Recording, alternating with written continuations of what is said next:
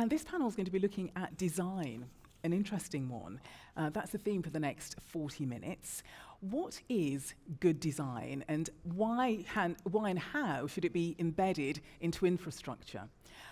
So I would like to welcome to the stage, and I know that my panel is here, so I will call out your names, and I hope that, if I call out your names that you will arrive. We have Sadie Morgan, who is chair of the National Infrastructure Commission's Design Group, and also founding director of Sterling Prize-winning Architects, DRMM. Sadie, thank you. We also have Stephen Dance, head of infrastructure delivery at the Infrastructure and Projects Authority. Stephen, thank you. We have Judith Sykes. Judith is Senior Director at Expedition Engineering. Judith, thank you very much for joining us this morning. And we also have Roland Carthouse, who is Senior Programme Manager at the Design Council. Oh, and I've almost forgotten Beth. How could I? Beth also is going to join us on this panel as well. We've already met Beth. Let's give them a warm welcome. Thank you, panel. Sadie, may I come to you first to outline the design principles, please? Sure, I will do, and thanks very much. Great to be on the stage. I just want to talk to you a little bit about the importance of design, and I understand that Sir John, Chair of the National Infrastructure Commission this morning, sort of picked up a little bit about the work that we've been doing around design and infrastructure. So I think the first thing to say is design isn't just about the outcome, it's about the kind of process. It's about problem solving, it's about coming together in order to make sure that our infrastructure is kind of fit for purpose and resilient into the future. The design principles came out of a piece of work that the National Infrastructure Commission did around understanding what the blockers were for, around design and design quality, and trying to encourage all infrastructure of national significance to sort of take this issue incredibly seriously. So one of the things that we did was do a huge amount of research, a huge amount of work to understand what it was about good design that seemed to be kind of getting stuck in the process. And I think the first thing to say is that design is the responsibility of everybody. So one of the things that came out was like, oh, design just belongs, it's not my bag. Well, actually, good design and the importance of embedding that in the process of infrastructure projects is something that everybody is responsible for. And one of the other things that came up was, what is good design? We don't really know what that means. So what the National Infrastructure Commission decided to do is to put forward a set of principles in order to help those within big projects to really understand what it meant to deliver infrastructure that, as I said before, was resilient and worked for the future. So climate, people, place, and value are the four principles. We'll talk about those, I think, in detail as the panel continues. But I think it's just the point of the principles and the point of the work that we've been doing is to try to encourage everybody to understand what that means. How do we make our infrastructure resilient, looking forward to making sure that we are hitting our net zero commitments, making sure that we are hitting our biodiversity gains, and how we are designing our infrastructure intuitively for people, not just architects and designers. How are we building real pride in our infrastructure when it comes to place, making sure that it is absolutely part of the wider environment, and how do we value our infrastructure so it's not just about how quickly and sort of pounds and pence. How do we look at the wider value of our infrastructure? So I'm delighted to have such an esteemed panel to talk about not just the principles, but how they are working day to day, and how we can do how as an industry we can do better to embed those as we move forward. Sadie, thank you. And a key message that design is the responsibility of everyone, isn't it? I think design is the responsibility of everybody, but it also absolutely is integral if we are going to be delivering the kinds of infrastructure that we need for the future. Thank you. Roland, can I come to you? It is going to be a seminal decade for the industry. There's going to be a number of high-profile infrastructure projects. So how can the industry then help the projects achieve the ambition of flourishing communities and an enriched environment, do you think? Thank you. I think that, to me, it feels that the heart of your question really speaks to the two principles about people and place, first and foremost, so I'd like to sort of start with those, I think. I think if we really took those ideas seriously and put them front and center of our decision making, then our infrastructure would look and feel very different, and everything else would fall into place as a result. You said that that these were the nation's ambitions, but as soon as we start to talk about decision making in infrastructure, those very simple and clear ideas quickly get lost.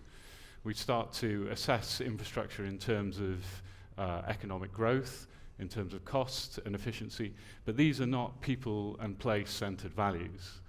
And so, as a consequence, the infrastructure that we build doesn't optimize the opportunities to deliver on those ideas of flourishing flourishing communities and enhanced environments, I suppose.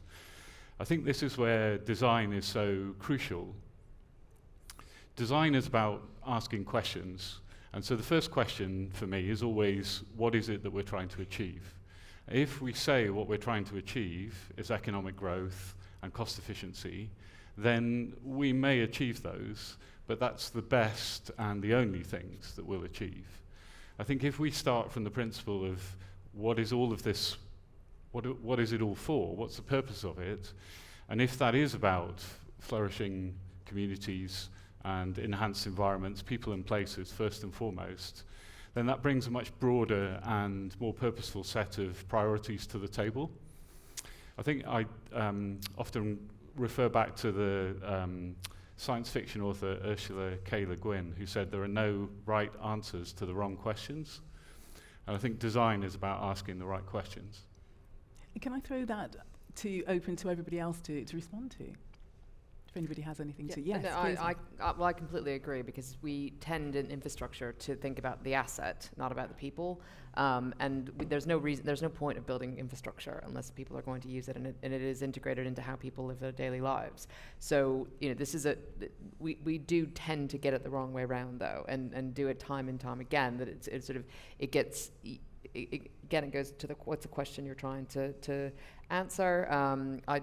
You can talk about it if people we have to design a roundabout. It's like, well, what problem are you trying to solve with designing a roundabout? Is it that actually there's a school there, and 1 hour a day, 1 hour twice a day, you've got congestion, and is a zebra crossing the better answer than building a roundabout? And it's we have to go back completely to why are we doing this and who are we doing it for, to understand and get to the right design solutions. And they don't have to be expensive.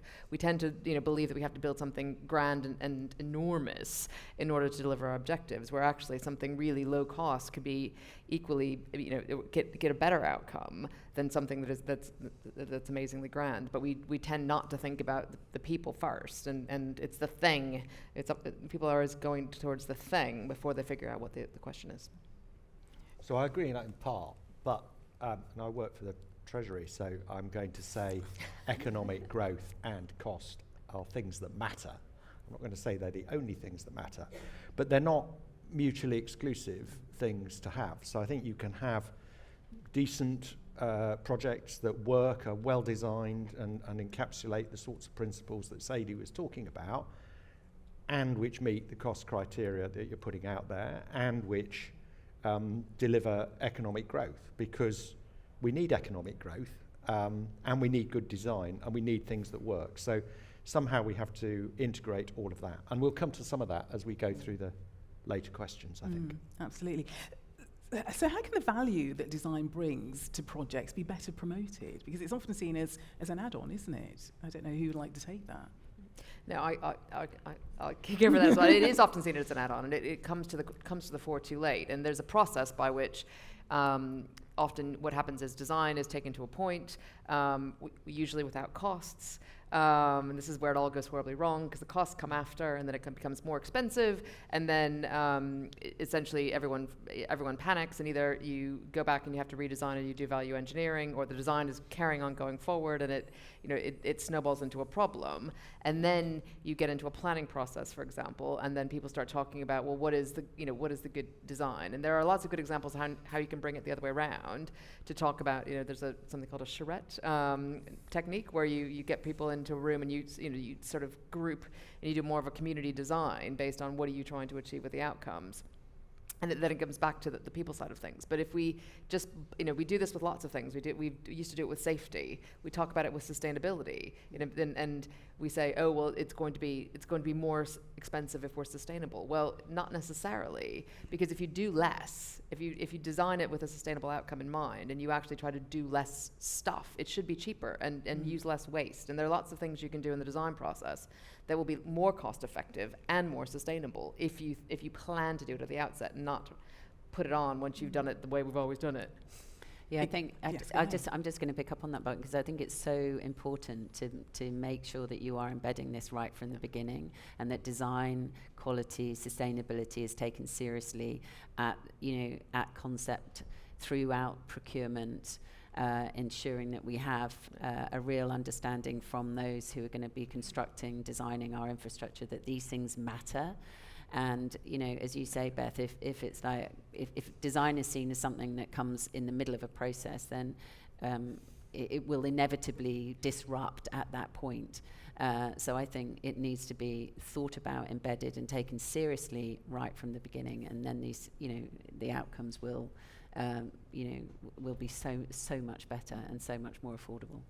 Yeah, and I think I see that we don't invest as much time and effort in a cross-disciplinary, interdisciplinary way at working out what it is we're trying to deliver at the outset of the project when we're planning a project. And if we can better articulate and communicate what infrastructure is trying to deliver for people, for planet, for climate, place and value, that you will build better support for projects through the planning process with stakeholders, and the dividends of that investment will be realised later on in the process, because you'll have a much smoother delivery process as well after you've achieved that planning. Thank you. And I think now's a good time actually to bring in an audience question. And somebody wants to know, what are good values in design from your point of view? So who would like to kick off? Well, I'll give it a go. I mean, Sadie will no doubt come back from the Infrastructure Commission's point of view. I mean, ultimately this is about things that work. And they have to work from lots of different angles. So some of you may have been lucky enough to go to the Olympics in London 2012. Now I'm going to put that out there as an exemplar of good design, because not just because we had a nice Zaha Hadid aquatic centre or a well-designed stadium, etc., but because the whole thing worked. When you sort of came off in your train in London, you got onto the Javelin, you've got these great big yellow hands waving at you, telling you where to go. The experience in the park, the signage, the ability for people, whether they had a disability, whether they were new to the area, whether they were local, they all had a decent experience. That was design that worked. And I think that is, so can you sort of say, these are values that you have to put on it? Could probably distill that into some values. But then there are other examples, I think, where things don't necessarily work, where we've designed a station for a part of a railway network, and the designers have designed a perfectly good station that operates well to get people on and off trains, but doesn't connect with the world outside it. And that is an example of poor design. Now, I better not sort of name stations because somebody will say I was the designer, and it'll probably be Sadie. So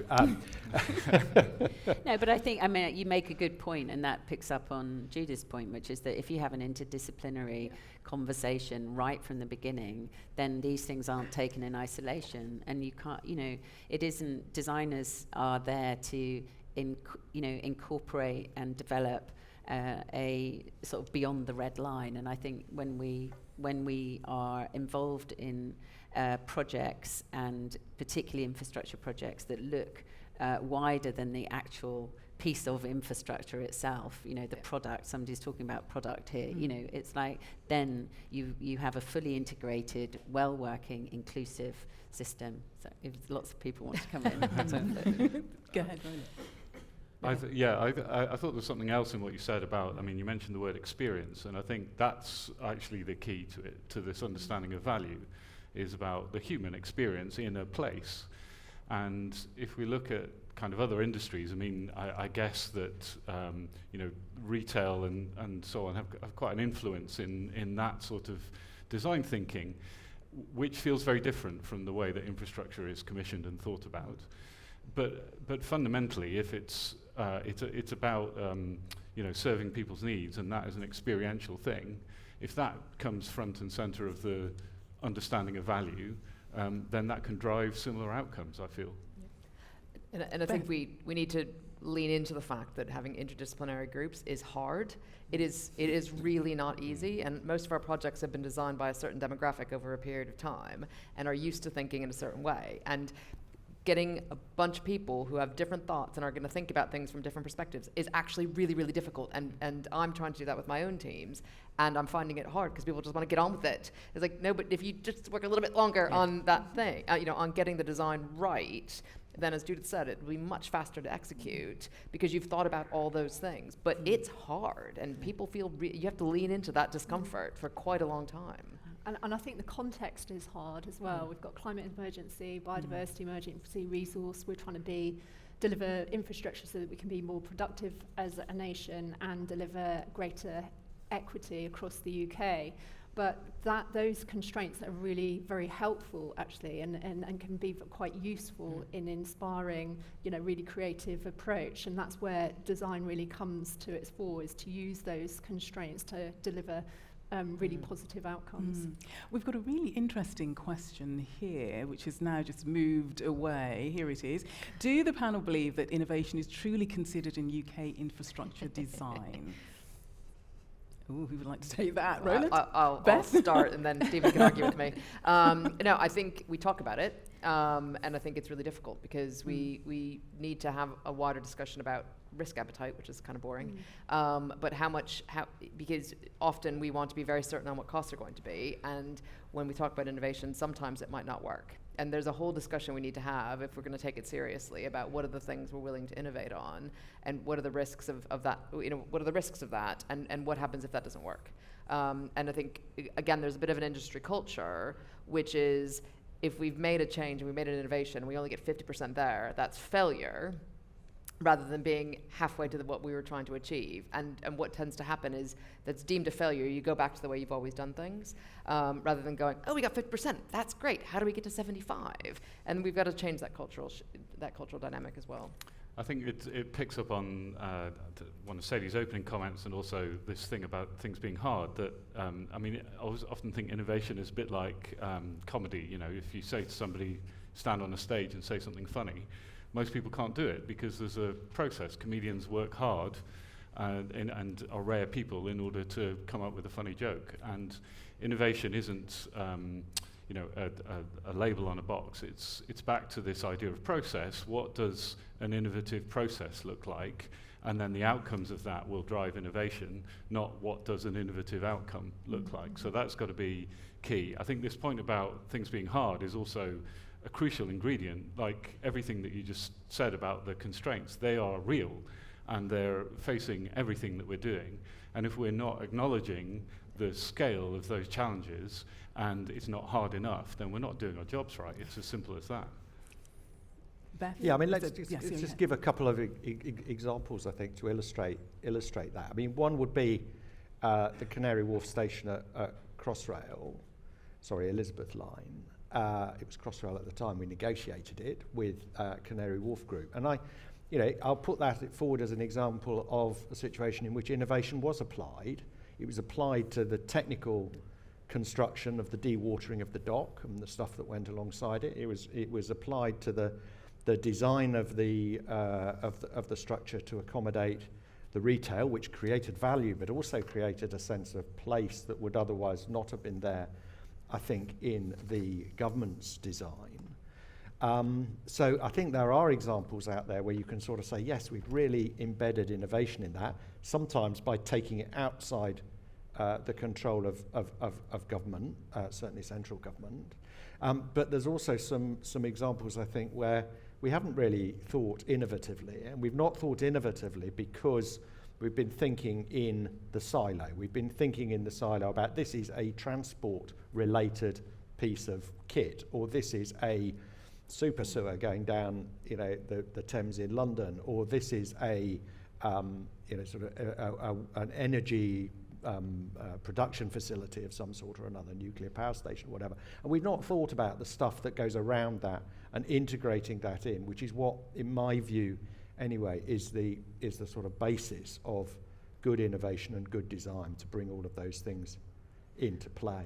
And there's a question just while you're on there, that goes on a bit, like me, on how do you embed this within sort of government things, and that is a really critical point. And the National Infrastructure Commission has asked us to put on the boards of major projects design, people with skills and expertise in this thinking and this design, and that too is quite a tricky thing, as Beth will know, to do, because there are all sorts of the project directors and the project managers saying, well, we can only have a certain number of people on our boards, and by the time we've got our cost consultants and we've got our architects and we've got this, that and the other, do we really have room for a champion of design? And to which the answer has to be somehow yes, because without that you won't get the benefits that society needs out of the projects that you're designing. Yeah, I was just going to come back on the point about innovation as well. I think there are pockets of innovation occurring, and certainly within my own practice, we see an appetite within the infrastructure companies, but it does tend to be on a more sort of siloed or component-based approach, sort of looking particularly at existing assets. So I think your point about thinking more innovatively about the system, because that's what we need to transform to meet this sort of the national the national net zero levelling up values. But what I feel like the infrastructure community has that other parts of the built environment don't is this long-term view on assets, and that's really exciting because you get the opportunity to realise the value of that investment and innovation with knock-on consequences for the whole of the built environment. Interesting. We have another question actually. Along the lines of, is anyone in the industry, or has anyone in the industry been trained in systems thinking and systemic design? It's a way of thinking and cultural. Does anybody want to pick up on that? So it's something that the Design Council promotes a great deal, and in particular we've been working with Network Rail over the past year and a half. We've developed a design thinking academy with Network Rail, and we ran that with a pilot cohort in the last year, and we're now shifting into delivering that across the organisation. It's deliberately bringing people from all the regions of the country together, just that kind of convening to create a collaborative environment, and to look at the whole system in which they're operating, not just at as has been described, there's a tendency to separate out the components even within organisations, never mind about infrastructure more widely or about communities and places. So it's about kind of winding back to that question of what is it all trying to contribute to. And I think at the heart of it is actually about culture change. So the people that we bring into the course are very cross-disciplinary. It includes built environment professionals, but also includes people like customer experience managers and so on. So the conversations that are had then are much higher level than about the technicalities that they're used to dealing with in the built environment. And I think back to this point about design champions, I think at this point in time, design champions are necessary. But what we'd like to get to is a point in time where we don't need design champions because it is part of everyone's role. And the people graduating, if you like, from our design academy leave as their own design champions, even though that was not previously part of their job description. Sadie. Yeah, I just wanted to pick up on this, on the point of having somebody at senior level who is there to kind of hold the vanguard for design and sustainability. And the National Infrastructure Commission, thought this was so important that, that it made those recommendations to government, and government did accept those recommendations. And I think it's important to say that, we do need to be able to have those discussions at board level, because at board level, when the cost is, upfront time, time delays, all of those big pressures that our infrastructure projects are dealing with. We have to be able to articulate at the highest level the absolute importance of making sure that the process is designed properly, making sure the outcomes are designed properly, and making sure our infrastructure is built to last, and and it is built to ensure that it's not using the world's resources. It's making sure that people are put first. We can, as we move forward, we are, if we design our infrastructure in the way that we have done, we're going to fall behind, and we're not going to have the infrastructure that works for society, let alone the climate and the world as a whole. So I think it's the fact that we're talking about it, that we are understanding that it's necessary, and that we're looking to sort of train up, if you like, an industry that culturally isn't generally, kind of on that page, I think is a really positive thing. Thank you for all your questions on Slido. They are coming in thick and fast, so do keep sending those in, #interchange. Where should we go to now? Let's have a look at our leaders made design champions to roll out and disseminate through every activity and embed systems thinking through the hierarchy. Okay, our leaders made design champions to roll out and disseminate through every activity and embed systems thinking through the hierarchy. Does anybody like to take? Well, I'm going to say from a government perspective, we're not very good at it, I would say. And that it sounds very critical. I mean, it's not part of the systems thinking that we have, because Whitehall tends to operate in departmental silos. So if you look at, one shouldn't keep on picking on poor old Department for Transport, but I mean they are building. Their job is to build railways, or build a road, or build a piece of transport infrastructure, and their job is not to deal with the regeneration of the surrounding area, or to deal with the issues of energy supply, etc., etc. Those are the responsibility of other departments. But in order to get the right answer here, you do need to bring all of those together and integrate them into that systems thinking that we've all been talking about. And I don't know how many of my government colleagues come on your design and systems thinking courses. There'll be a few. Yeah. And how many of them find their way into the decision taking, the leadership roles that we're talking about here? I'd say a few, but not enough. Because we've got a huge number of projects out there on the government's major projects portfolio, and a relatively small number of people that are able to, culturally and in terms of their sort of power within the system, able to make the impact that we're all talking about. So the way to do it is to up the game on that. Yeah, so one of the things that we're also doing as part of the NIC design group is to better define the role of design champions, and we've been doing a piece of research to look at what already exists, and certainly the aspiration and what's come out from the initial roundtables that we've held is that those design champions should be responsible not just for the sort of process that delivers an outcome, but it's the whole culture, it's the governance approach, it's putting putting in place those systems and processes to get a whole organisation to be involved in a design culture. Thank you. Yes, I'm Beth. going to be a little bit controversial. I think we need to also think about the words that we're using. Yeah. I think things like systems engineering gets really scary, and people kind of go, "What is that?" So we do need to temper how we talk about this, because essentially what the systems are trying to do is go, can we look at this as a whole? And that's the important thing of, have we looked at this as a whole? Have we identified why we're doing this? What are the objectives? Are there criteria that we're trying to really land in the purpose of this thing that we're thinking about delivering? And we're thinking about that at the outset and working.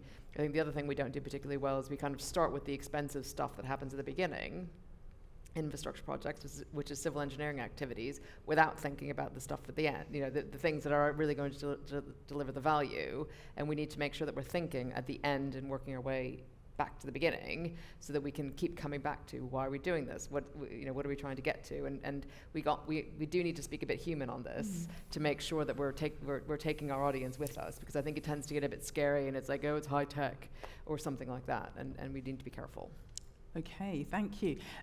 Somebody is asking, is there a danger we can over-intellectualise? Life can be simplified. Roland? God, we'd all be out of a job. I think this sort of speaks to the point that Beth was making, that you need to break it down into, what are we trying to. It is actually quite. If you think about the outcomes that you're trying to deliver and just keep your focus on that, it can be quite simple. And as Beth said at the beginning, a lot of this can be designed in with just a little bit of forethought, creating more space for nature, creating less tarmac, creating better outcomes for people. So I totally agree, we do need to change the language. And I think that extends to the word design. I think there's a lot of sort of mystique and baggage wrapped up in that term. And it's certainly what we find when people join the course. We had a big debate within Network Rail about how to frame it and what should we call it. But I think it is important. I mean, it has real meaning, and it's important. It's an important part of what we do is to try to explain what it means and why it's important, why it matters, what it is that we're trying to achieve. Because I think the flip side of it is that you can also simplify too much. You can underestimate the scale of the challenge and all of the things that we've been saying before. We shouldn't pretend it's easy. It needs to be, the work is hard. Sadie? Yeah, no, sorry. sorry. Go on, No, I was just going to, to the point where if you ask people what they want out of their infrastructure, pretty much everyone will say the same thing. It's not rocket science, as in, we all want to make sure that we are creating infrastructure that works for people, that is, doesn't use up our world's resources, adds value, that we're proud of, that we can look at and think, my goodness, we are exceptionally good at doing this. But it's making sure that we have designed those processes within, in order to achieve that. So I think it is simple. But it isn't, to Roland's point, I think it is, it's not that simple, because if it was, we'd be doing it. And quite frankly, we're not. And one of the reasons for setting out the design principles is to try to distill, disseminate all the information and research that we've done, and to produce a very simple document that we can all use in order just to try to make incremental change for the better. I think one word that we don't use enough is enjoyment. So we don't think about if all of the things that you say that people want out of infrastructure, probably conditioned by what they're used to, and people don't think, I'd like to enjoy my journey or whatever, because it isn't necessarily an expectation when it used to be. And I think we should bring that back into the discussion. Yeah, but up to a point. Not too much enjoyment then. No, not too much enjoyment. Well, Fair enough. so one of the most complicated things, and it's not an intellectual argument, but it's not necessarily simple. So if you took something like the new hospital building program, which is out there, it's probably one of the most complicated sort of situations that you'll see at the moment, and particularly in a sort of, hospital design is always complicated because you're always sort of trying to aim for a particular set of circumstances and epidemiology which you don't quite understand, and that is certainly the case in the sort of post-COVID world, but also the way in which we deal with the whole sort of healthcare system, the integration with digital technologies, which we haven't really touched on in this conversation so far, and the impact that 5G and digital technology has on the way in which we use the infrastructure that we've got, particularly the social infrastructure, particularly hospitals, adds a degree and a different perspective to the complexity, I think, of where we have to go. And that's why I took the enjoyment out, because we don't want to go to hospital, but when we go there, we do need it to work, and we need it to work, you know, for everybody in society. So those are things that we do have to bring together and integrate across, I think, without, you don't have to intellectualize it, but you do have to be aware of what the resilience requirements are and the complexities and the interactions that are at play. Okay, all right. So we still have more questions, which is great, and we still have a little bit of time left. Do you have any guidelines on how to design below the principles? For example, Dieter Rams of Braun created 10 lauded design principles that talk about how, not what, I think, to do is the rest of that question.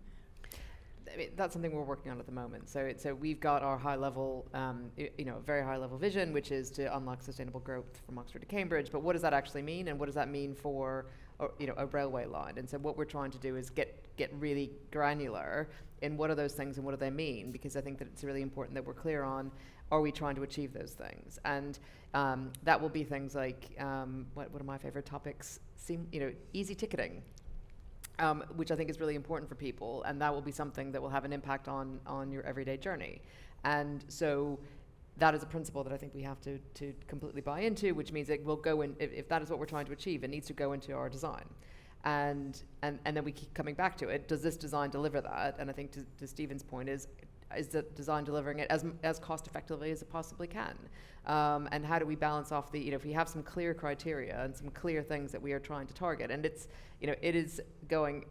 taking work. It takes work to go, well, these are the things, these are our priorities, these features are our priorities, and then focusing single-mindedly on making sure that we're delivering those and not adding, and that's our other challenge in infrastructure. We add a lot of stuff. That might be nice to have, but it's not necessarily, again, going back to those things that are really important, and it's getting that collective buy-in on these are the things we're going to deliver. You picked up on an interesting point, which is that the National Infrastructure Commission's design principles are seen as a sort of umbrella, as a guidance, but actually so many big projects are setting their own criteria, their own principles, their own guidance, which I think is incredibly kind of heartening. And I know, Roland, you've been doing a lot of work with Network Rail, for example. They are highways agency. Each infrastructure organisation, I think, is beginning to understand the importance, and therefore, I hope, taking the high-level principles and then seeing how that fits within their own project. I think what you've got in the infrastructure sector as well is a great deal of learning that goes from one project to another. So we talked about the Olympics. The Olympics sort of handed over to Crossrail, and there's a great environment for knowledge share, and so we've talked about adapting the design principles for different sort of sectors, but I know that there's a lot of sharing about approaches that is going on as well, which you don't get with the other parts of the built environment. That is definitely true. Yeah. And I just want to, I'm going to do a plug as well for the Infrastructure and Projects Authority's Transforming Infrastructure Performance approach, which has caused my colleague down here to do a whoopee, although you can't actually hear it because the mic's not on. But in all seriousness, that we are talking here about the performance of what we build, as well as, well, probably more than what it sort of looks like and how it works. So that performance focus and how you drive that through individual projects and individual programs, whether that's in social infrastructure or economic infrastructure, transport, flood defence, etc. That is, that I would recommend, even though I'm supposed to recommend it, I would anyway, looking at that, because it does set out not just the how, but not just the what, but also the how you're going to go about embedding those principles. I'm sorry, Sadie, I think I cut No, I across can't you, remember which what I was was going to say now. Roland. Yeah, I think just to speak to Sadie's point about that, I guess the Yes, challenge I do. from, again, our experience in Network Rail, working in an organisation that has, multiple technical, especially safety constraints and so on, that when you bring into play some fairly high-level, maybe intellectual, slightly vague-sounding principles, the reaction is immediately, well, when push comes to shove, how do I prioritize that above the technical requirements that are in front of me? And I think what we try to do is to get people to think about those principles in a different way, that they're a means to challenge and to question the right answer to those technical constraints, so that you get you get an overview and you're not driven by each individual constraint to the lowest sort of point in the process. That's the aim anyway. Sadie. Yeah, I did remember. And it You were went going to have a back go to at the me again. No, not at all. No. It went back to the Olympics, actually, because one of the reasons that the outcomes of the Olympics were so successful is because they had a design review set up. So they had a group of advisors that would actually help critique, act as a critical friend. And HS2 has taken on that learning and has its own design review process, the independent design panel, for which I'm chair.